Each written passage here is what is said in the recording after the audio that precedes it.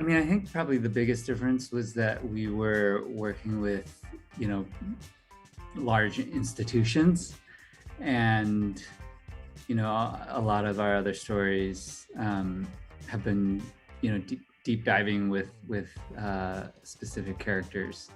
Um, but I think that's probably the biggest difference. Yeah, no, I think so. And you know, I think all of our work comes down to character. Like we're interested in these people who are doing these extraordinary things, and also interested in how it reflects on our lives, right? Like it's about the connection as opposed to anything else. Um, so that was like true of this film. But it's working with two huge institutions that are very institutional. Challenge.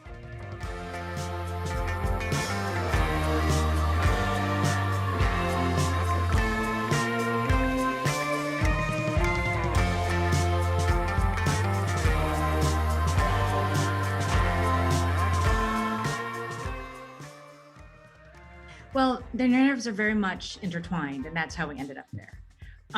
Because we were always interested in kind of the people. Like this is a new moment in the human relationship to space, right? We're in a new era.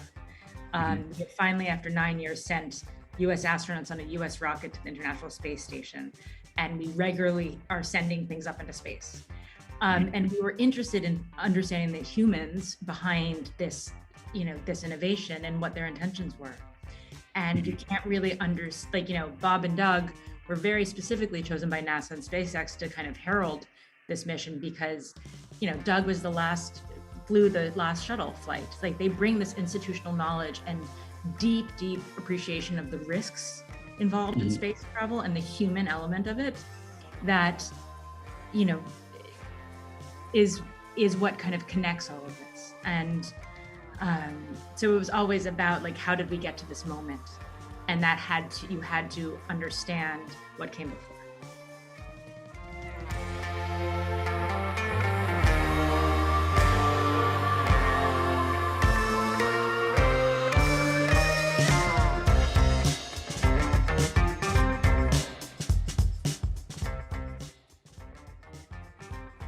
I mean, I think there's the buildup, there's the mission to get to the space station, and then there's the moment when they return. And I think that's pretty emotional to see the splashdown and have everybody come back safely, given the risks and the stakes. And, as Chai said, it was really about building out these characters and getting a sense of who they are, knowing Bob and Doug are married and have kids, and ultimately it's a human story. So I think for me it was when they came back down safely.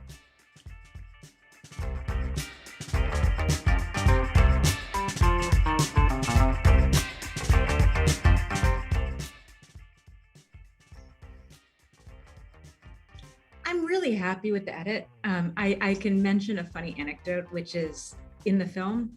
So we were always like wanted to get as close as possible to when they re-entered, right? And when the capsule would hit the water.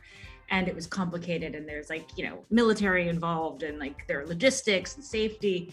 And I'll never forget standing there in the firing room when Kiko notices that there are so many civilian Zamboni boats around the landing site. And I remember being like, why didn't we have that idea?